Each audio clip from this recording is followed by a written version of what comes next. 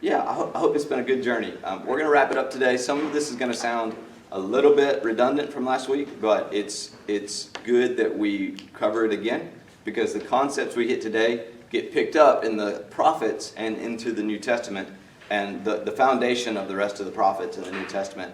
A lot of it is based on materials we're gonna hit today. So it really kind of explains what the rest of the Bible is about. Deuteronomy has just a slightly different take on some of the laws that may be the wrong way to say it, but it explains some of the laws a little differently. And some of them you're going to be like, oh, that's why such and such was not a good guy, because he didn't do this or that. And so I just want to hit a few of them because I want to see some sparks go off in your mind. And then we're going to wrap back up with, last week we talked about the covenant looking backwards. He reminded them of the Sinai covenant, but now we're going to do a covenant looking forwards. And it's going to look way forwards. And we're going to go back to our timeline. And then hopefully, if we have time, I want to ask kind of a so what. Like, we've talked about all of this, but so what? Like, what does this mean for us? So if you remember, we were talking about how Deuteronomy is going to be giving them instructions about, hey, you're going into the land, and so things are going to be a little bit different.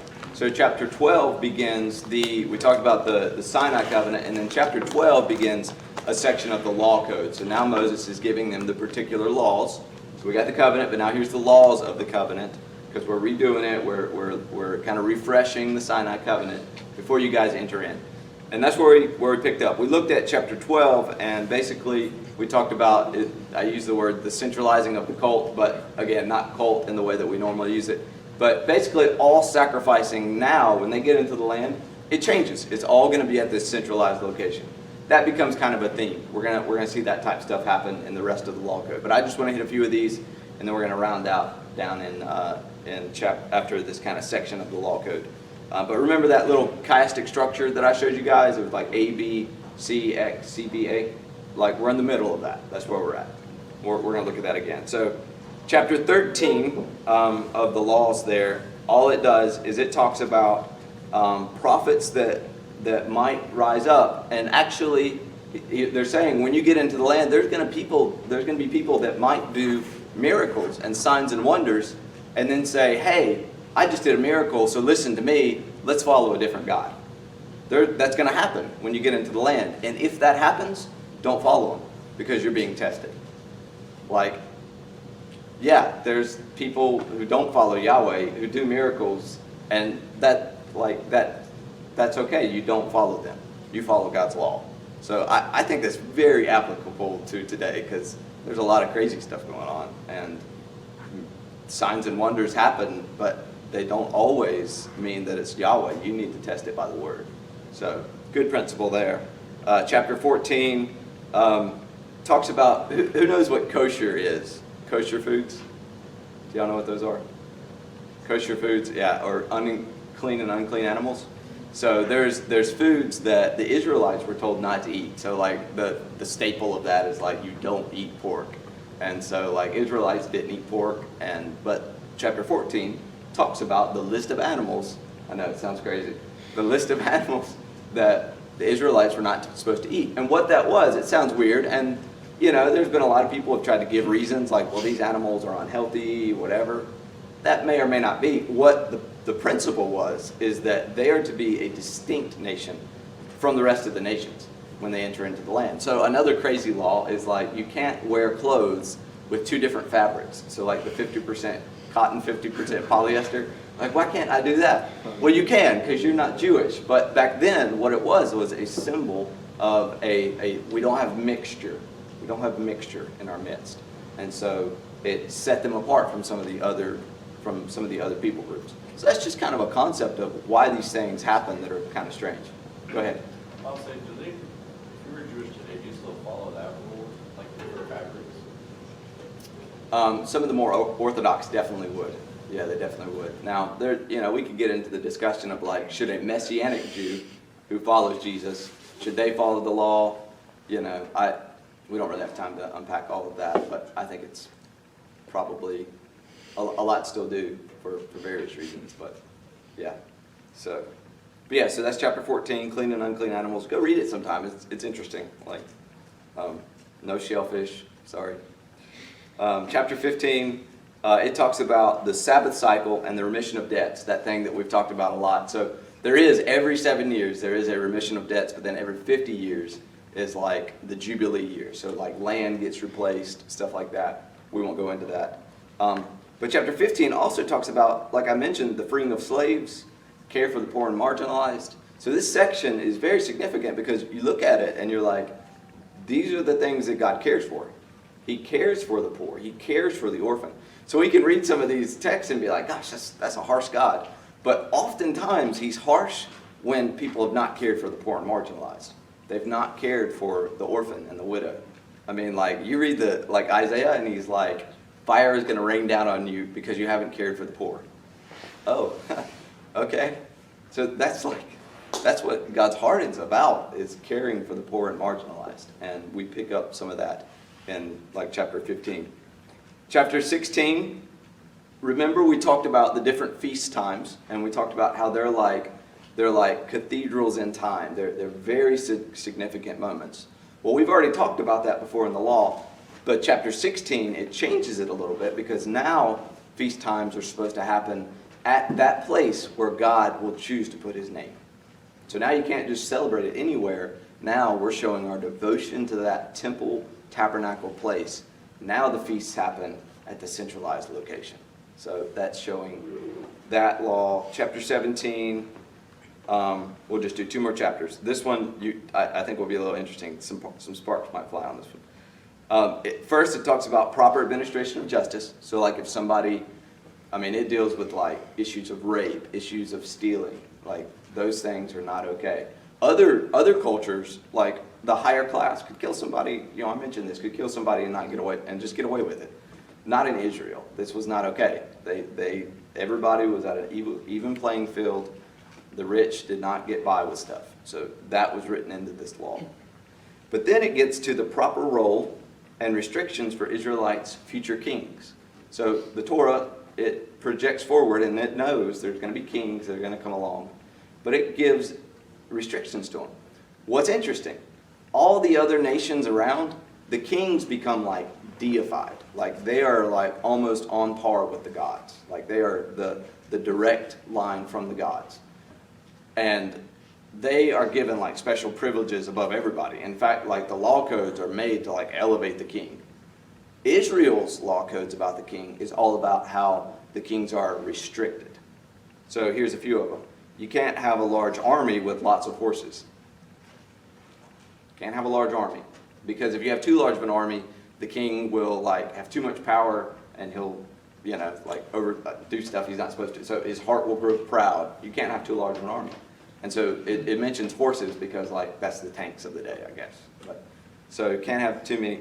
You can't have lots of wives if you're a king in Israel. Starting to remember some things that happened later on. Yeah, Solomon did not, we're supposed to know these, and then we go to Solomon, who's like this awesome king. Maybe he's the Messiah. Wait a second, he had 900 wives, or however many. It's like, that's not what Deuteronomy said. You can't do that. And so right there, these are patterns we're supposed to be picking up on. So restriction of army, can't have lots of wives, and every king must write their own copy of the Torah and meditate on Torah all the days of their life. It's supposed to teach them the fear of the Lord, and they're supposed to meditate on God's law all the days of their life. So Psalm 1 and Psalm 2, blessed is the man whose delights is in the law of the Lord, and on his law he meditates day and night. He'll be like a tree planted by streams of water. Well, that's like a messianic king writing this, talking about the meditation on God's laws that he does all the days of his life. And then Psalm 2 is all about a future messianic king. So those laws, those psalms are like a king writing about his meditations on Torah. I love that. It's so good. And then king's heart is not to be lifted up above his countrymen. So he is to lead the people, but in no way is he supposed to see himself as above his countrymen. You see how different this is from everybody else, like including America? This is not how we function. But it's a wise law because when people gain power, when they have too large of an army, when they have too many wives, Like their hearts get led astray from the Lord. So very wise and understanding. Chapter 18, several things in it. I just want to read this one verse though. Deuteronomy 18:18. This becomes significant in the New Testament. Moses tells them, the Lord tells them, I will raise up a prophet from among your countrymen like you, like Moses, and I will put my words in his mouth, and I will speak to them. I'm sorry, I thought that verse was a better.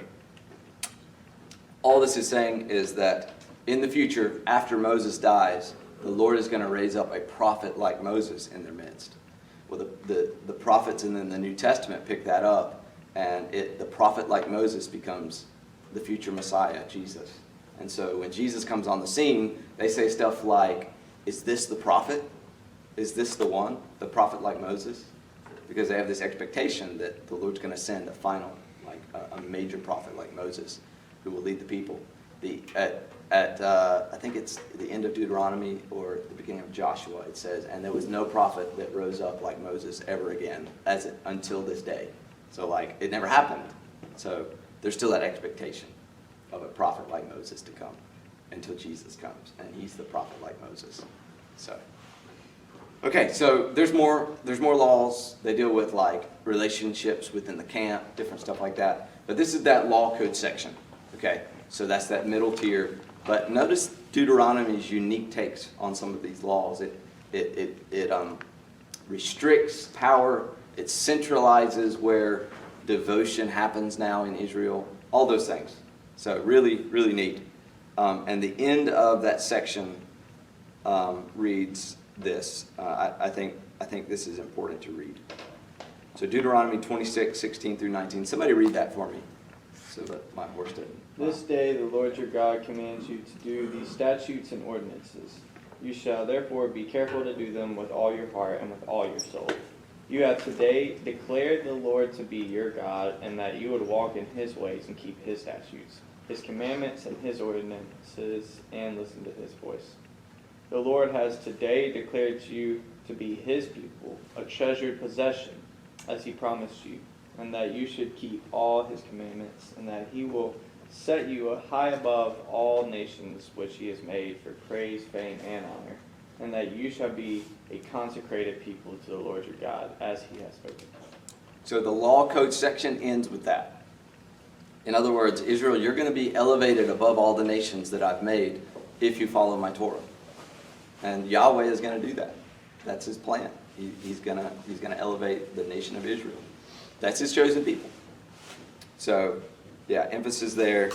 Pull up, John, you probably won't be able to, but pull up this that document again and just kind of look at it again. So, again, we hit the Moses reflects backwards, opening prophetic sermon, and then the Sinai covenant. So those are looking backwards. Then we have the law code. Now we're going to look forwards. So Moses is now, he's going to now renew the covenant for this generation as they enter in. So I just want us to have a conceptual picture of what Deuteronomy is doing. All right, so this section begins with chapter 27 and 28. And 27, I'm just gonna summarize these concepts. 27, when Israel enters the land, it basically explains this. When Israel enters the land, they are, and this happens in Joshua. I think they actually do it in Joshua. They are to stand on two adjacent mountains. So they're given instructions for this. On one mountain, a group is to stand and pronounce the curses of the covenant. So basically, here's what happens if you walk in disobedience. On the other mountain, a group is to stand and pronounce the blessings of the covenant. So this actually happens when they get into the land. They stand on either side and they pronounce, and it's just part of a covenant ritual. So they just do the stuff that you do when you're making a covenant. So they pronounce the blessing and the cursing. So that's chapter 27. There's more to it than that, but chapter 28 includes the blessings and the disciplines of the covenant. So Deuteronomy 28. If you're wanting to just like wreck your day, go read Deuteronomy 28 and the 14 verses of blessing and the 56 or 7 verses of the curses of the covenant. It's extensive. It's heavy. But these are the the cycle that they enter into for disobedience, chapter 28, is the curses that would come upon them for disobedience. One of them is, I will bring a nation against you that is from afar, and that's in there. But then the last one, kind of toward almost at the end, again, this is a little repetition, but Deuteronomy 28, 63 through 65, speaking to Israel, you will be torn from the land where you are entering to possess. Moreover, the Lord will scatter you among all the peoples, from one end of the earth to the other end of the earth. And there you shall serve other gods, wood and stone, which you or your fathers have not known. Among these nations you shall find no rest. God. Scattered. Well, chapter 29 is a further emphasis on the reestablishment of the covenant, now at Moab with the new generation. But 29 ends, the end of 29 shows us, and hopefully you guys read this, shows the end of 29 shows us the cycle that begins. Israel enters the land, they turn from Yahweh, and they are disciplined ultimately until they are removed from the land. That's the cycle. Enter the land, disobey, the curses come. Tribulation comes. And the final one is they're scattered into the nations. That becomes their history. That becomes the rest of the timeline. In fact, we could even go over here to the timeline and look, just to visualize. The first of the covenants is Abraham, then Moses, then they enter the land, and their history all through here is this cycle. All through here is this cycle. Even past Jesus is this cycle. Enter the land, disobedience, tribulation, and curses come. Okay, I'm belaboring this for a reason. Go down to this bold point that I made, or just listen in. Here's the issue. Israel is to be the one through whom Yahweh is going to restore blessing to all the nations. So this brings us all the way back to creation and corruption. What did Yahweh say? I will bring the seed of the woman, he will crush the head of the serpent, and I will restore creation. Then Abraham, hey, it's going to be one of your children. And then it's going to be through the nation that this seed comes. And then through this nation, I'm going to bless all the other nations. So salvation and restoration of the garden reality, it depends on this people. But here's the problem. They will enter the land and they turn away in disobedience. They're not walking in his ways. And because of that, their hard hearts and unwillingness to follow the law of God and to be faithful to the covenant means that salvation for the earth is being thwarted. That becomes the existential predicament, is that they are not walking in God's ways, so salvation for the earth is being held off, it's being thwarted. The seed of the woman can't come because the people of God aren't walking in his ways. That's the predicament. It's a salvation predicament for the earth. The nation is driven from their land instead. There's not salvation, there's tribulation. I'm going to skip 30. We're going to come back to it. 31. Yahweh instructs Moses to write a song. It actually comes about in 32, but Yahweh instructs Moses in 31 to write a song that will be a prophetic witness to the nation throughout this history. So the 31 just says, it's down lower, I won't read it. They're going to do this. They're going to turn away from me, but I want you to write a song that will be a witness against them throughout their history. Deuteronomy 32 is the song of Moses, and it's just a prophetic song that tells the whole history of Israel, past, present, and future, through this lens of rebellion, discipline, removal from the land. But then it goes even further to the restoration we talked about. But it talks about the predicament. A nation will come against you. They're going to scatter you from your land. So we have the problem. Then Deuteronomy 31, I just want to read this. Assemble to me all the elders of the tribes. So God's talking to Israel, talking to Moses, and your officers, that I may speak these words in their hearing and call heaven and earth to witness against them. For I know that after my death you will act corruptly and turn from the way which I have commanded you, and evil will befall you in the latter days, the end times. In other words, the evil that will befall them is the curses of the covenant, and they stretch all the way to the latter days, all the way to the end. All that's saying is this cycle will continue all the way to the end. Okay, Cameron, you belabored the point. What's your point? The cycle continues to the end, but salvation will not be thwarted. Salvation will not be thwarted. God will intervene. He will make a new covenant. He will make a new covenant in which Torah is written on their hearts. This ends the cycle of covenant disobedience and covenant discipline, and it will issue in everlasting life.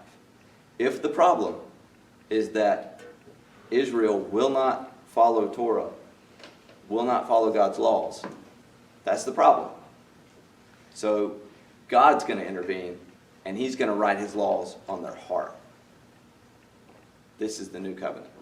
So let's go back now, scroll down. I took a picture of it. You can open up that screenshot, Deuteronomy 30. Let's just look at it. The end of it is 29. It's just telling what's going to happen. Deuteronomy 30. I'm just going to read through this because it's significant. It shall be when all these things have come upon you, the blessings and the curse, which I have set before you. So what did he say? When all these things come upon you, the blessing and the curse, and you call them to mind in all the nations where the Lord has banished you or scattered you. So when you're out here scattered after the discipline, you're going to call these things to mind. And you return to the Lord your God and obey Him with all your heart, according to all that I command you today, you and your sons. Then the Lord your God will restore you from captivity and have compassion on you and will gather you. We talked about the scattering. He's going to regather. He will gather you again from all the peoples where the Lord has scattered you. If your outcasts are at the end of the earth, from there the Lord your God will gather you. Pause. That verse where it says earth literally is sky. So if your outcasts are at the end of the skies or the heavens, from there the Lord your God will gather you. I'm going to come back to that. Just put a note there. And from there He will bring you back. Here it is. The Lord your God will bring you into the land which your fathers possessed, and you will possess it, and He will prosper you and multiply you more than your fathers. Moreover, the Lord your God will circumcise your heart and the heart of your descendants to love the Lord your God with all your heart, with all your soul, so that you may live. Chapter 4, he said, you're going to be scattered. Circumcise your hearts to me. Chapter 30 says, the Lord will do the work. The Lord's going to change your heart. Guys, this becomes the foundation for the new covenant passages we find in the prophets. So let's just read some of these. I put them just below it. So basically, Deuteronomy 30 is the first instance of the new covenant. It's not, the new covenant terms aren't like that phrase isn't used, but this becomes the first mention of it. So let's read. I put a couple of new covenant passages here. Somebody read loud and proud Ezekiel 36. You want to do it? You're good at it. Go for it. Then the nations will know that I am the Lord, declares the Lord God, when I prove myself holy among you in their sight. For I will take you from the nations, gather you from all the lands, and bring you into your own land. Then I will sprinkle clean water on you, and you will be clean. I will cleanse you from all your filthiness and from all your idols. Moreover, I will give you a new heart and put a new spirit within you, and I will remove the heart of stone from your flesh and give you a heart of flesh. I will put my spirit within you and cause you to walk in my statutes, and you will be careful to observe my ordinances. You will live in the land that I gave to your forefathers, so you will be my people, and I will be your God. So that Ezekiel passage is almost identical to what we just read in Deuteronomy. This is a new covenant passage. Doesn't use the term new covenant, but it's identical to another passage just below it, Jeremiah 31, that actually does use the term new covenant. I'll just read it.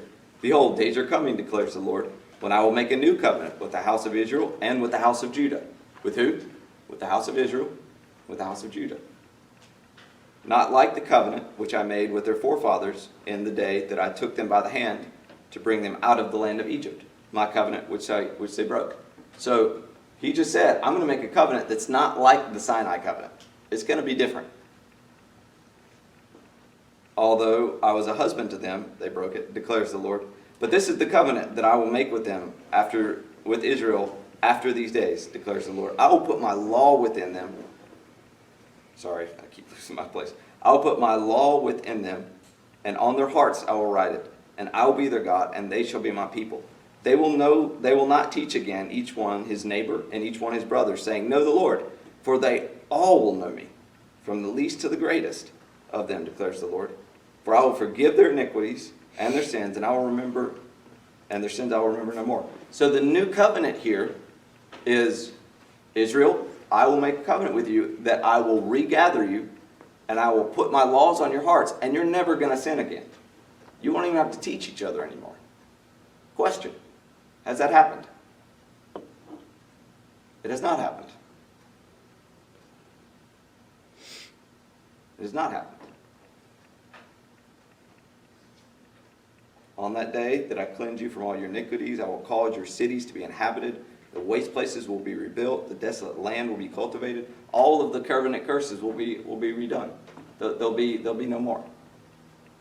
The predicament is they won't walk in God's ways. Not because, like Deuteronomy 31 even says, this law is not too hard for you. The stubbornness of the heart is the problem. So God has to change it. So that the people of God that are going to bring salvation to the earth, through whom the blessing will come, so that they will fulfill their role, he has to give them a new heart. But the cycle, we know, continues all the way to the end.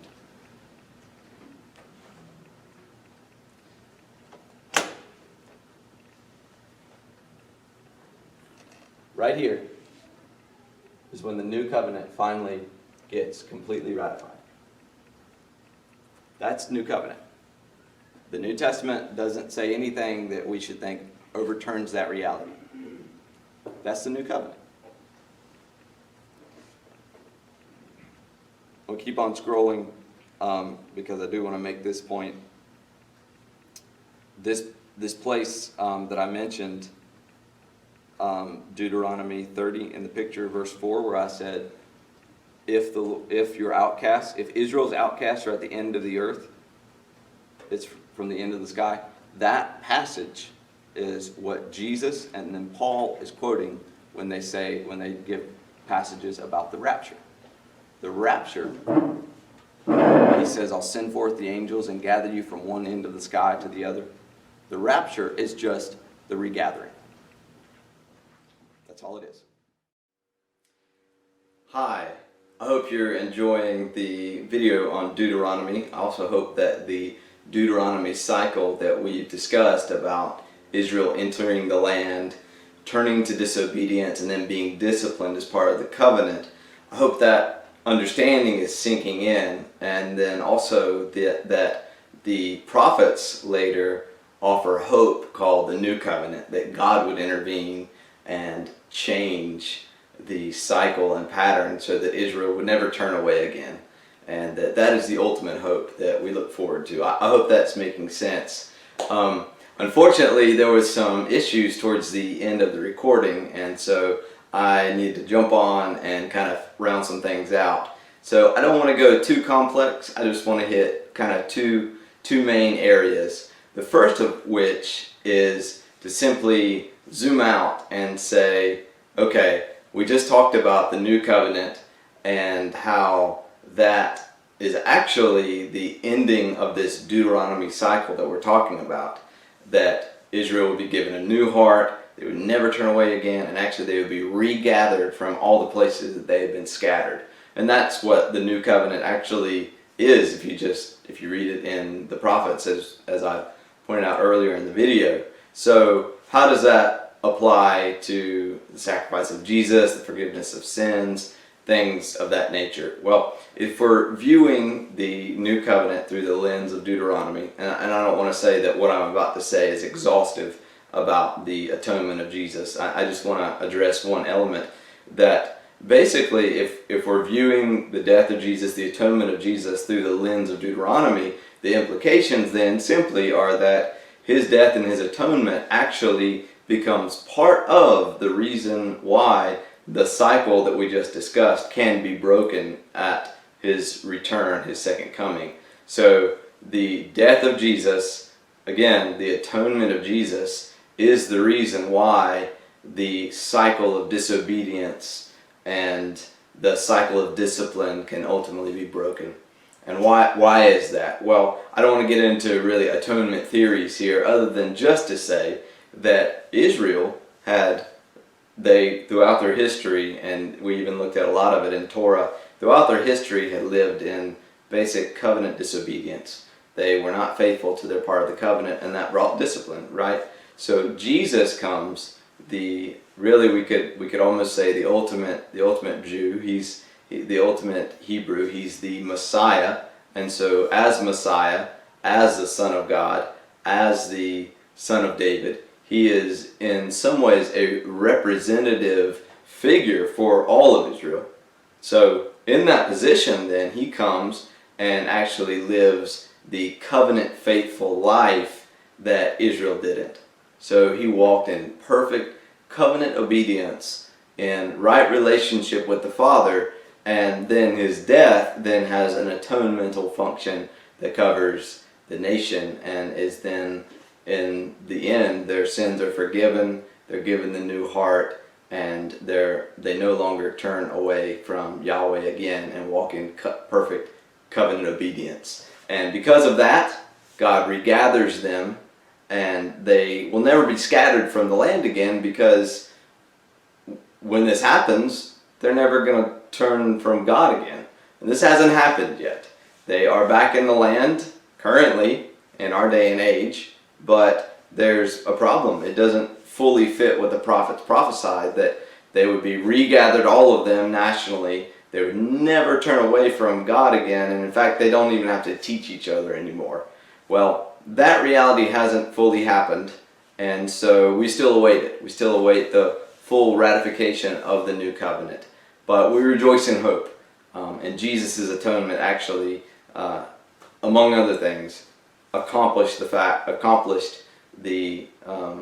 work that needed to be done for that reality to take place at his second coming. So praise the Lord for that. So that's the first thing that I wanted to round out for us. The second thing that I wanted to mention is it's a bit of a practical. I had other practicals that I wanted to go into, but I do just want to at least hit this point.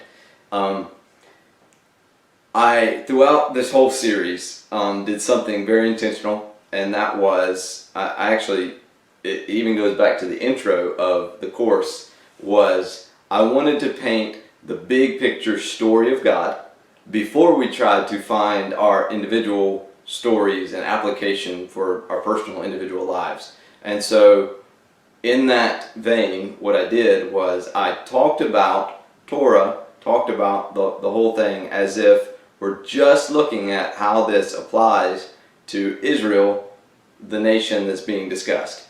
And that's kind of obvious because Torah was written by Jews, to Jews, or Hebrews, Israelites, for Israelites at the time in history and place that they were experiencing. And so it doesn't apply to other people because it's them there in their history. So the question then becomes for the rest of us, what about us? How does that work? Because I even talked about the new covenant in terms of Israel. So what about us? How do we fit into that? How do we kind of walk away and have some kind of practicals, and how do I relate to Torah if I'm a Gentile? Because most people watching this are probably Gentiles living in the 21st century, probably somewhere in the West, most likely. How do we relate to it? Well, there was another group of people throughout Torah that I didn't bring up. I didn't talk about them. I'm going to attempt to pronounce the Hebrew word. It's the ger or the ger. This group of people was basically, again, I'm a low-level Bible teacher, so I'm going to do my best here. This group of people were basically people who lived in the region. So Israel enters into the Promised Land, right? And the ger were groups of people or individuals that decided, hey, I'm going to join myself to the house of Israel.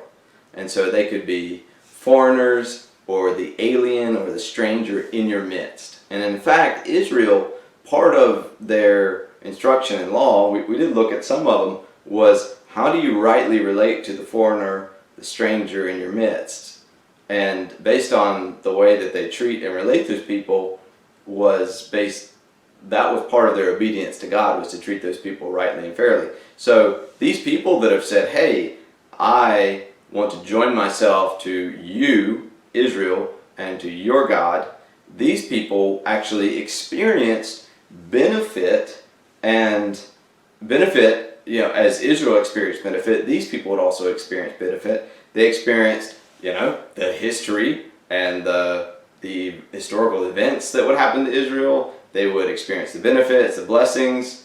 There's even, laws about that group of people participating in feasts, things of that nature. So you have this category that Torah sets up of an entirely new group of people, entirely different group of people who, they're not Jews by any means. They're uncircumcised. Maybe some would get circumcised, but they're a group of people that have said, I'm going to join myself to the house of Israel, experience benefit through these people, and experience their history alongside them. I think that is actually, as strange as it may seem to a modern person, I think that actually is in some ways, if we're just trying to view ourselves from the lens of Torah, I think that's actually a beneficial way to understand ourselves.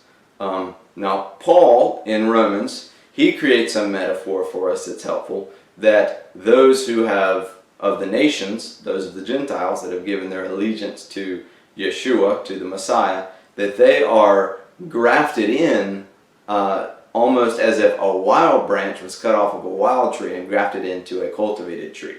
So I think that metaphor is great. I think where it shouldn't be taken is to say, by grafting in, that means we have actually become part of Israel, or we become Israel, because Paul still deals in categories of Jew and Gentile. Now he says we're one in Christ. I think that means we're all saved through the same way. We all receive benefit through the same way. And yet, just as there's still categorically male and female, still there's categorically Gentile and Jew, which I won't get into at all, but I think basically it just means there's role distinctions, right? But he uses that metaphor of grafting in. We've been grafted in because we've given our allegiance to and said, you are Lord, to the representative head of Israel. So again, Torah sets up a category of people that have said, I want to join myself to Israel and experience their history and benefit through that people. And Paul picks up a metaphor that's very helpful, that says you've been grafted in. And I think that's simply a way that we can kind of understand ourselves as just a people that have said, Israel is God's chosen people. Their God is the true God. I believe what that God says, and I recognize that Jesus is the true King and Messiah of Israel and of the whole earth, so I give my allegiance to them. And I want to experience benefit through that people. We've been grafted into the blessings that God wants to give to the nations through Israel. So this goes back to, It really goes back to the Garden of Eden, but let's bring it back to Abraham. Abraham, remember the promise, through you and through your seed, all the nations will be blessed. So right there we have Abraham's seed, we have the nations, two different categories. The nations get blessed through Abraham's seed. So that's us. We have said yes to the Messiah, saying, I want to receive the blessing. We've been grafted into the blessing. I think probably grafted into the blessing promised to Abraham. We've been grafted into the blessing, and that's where we're at now. We're experiencing the benefit that God would have for us through that people, Israel. We're in some ways, even though it seems strange, we're in some ways experiencing their history. Really, our story, if we've given our allegiance to Jesus, our story is wrapped up very tightly into the story, history, and eventual outcome for the nation of Israel. And that's one way I think that is helpful to understand who we are in Jesus as relates to Israel and as relates to Torah.